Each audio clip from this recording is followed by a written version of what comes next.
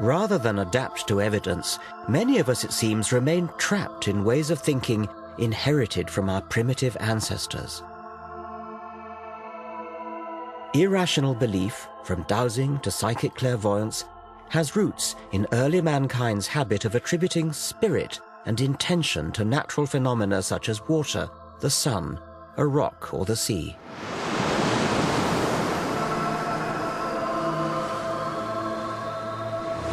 The sea has often been thought to be a malevolent force actively out to get you. In 480 BC, King Xerxes of the Persians built a pontoon bridge across the Hellespont, and a rough sea came and wrecked it. And King Xerxes was so furious that he sentenced the sea to 300 lashes. I wonder whether there's something of King Xerxes in all of us to this day. We don't want to believe that things just happen. We want to believe that there's some kind of deliberate intention behind everything, even where inanimate objects are concerned. And perhaps that is the key to humanity's belief in the supernatural.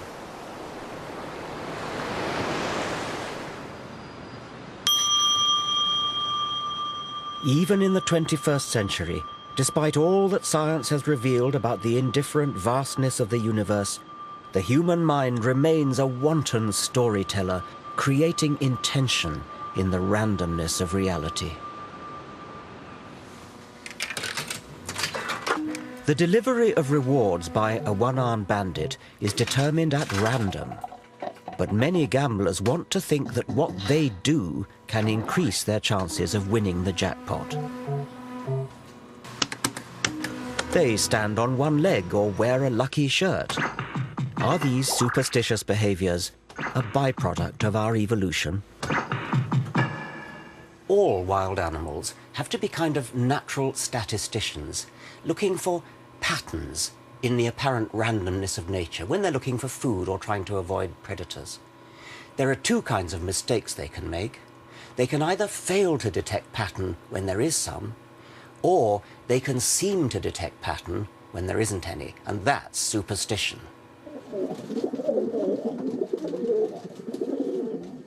60 years ago, the American psychologist B.F. Skinner investigated the behavior of pigeons, rewarding them with food when they learnt to peck a key in the feeding apparatus.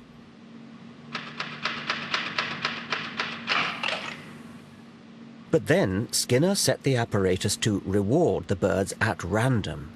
Now the pigeons just had to sit back and wait. But that isn't what they did. Instead, the majority developed what Skinner called superstitious behavior. When an individual pigeon, for example, happened to look over its left shoulder, and the reward mechanism just happened to click in at that point, it would have got the idea that it was looking over the left shoulder that had got it the reward, so it tried it again. By sheer luck, as it happened, the reward mechanism delivered food at the same time again. And so the pigeon was reinforced in its idea that looking over the left shoulder was what got it the reward. And it went on and turned into a maniac for looking over the left shoulder. Humans can be no better than pigeons. We constantly create false positives. We touch wood for luck, see faces in toasted cheese, fortunes in tea leaves. These provide a comforting illusion of meaning. This is the human condition. We desperately want to feel there's an organizing force at work in our bewilderingly complex world.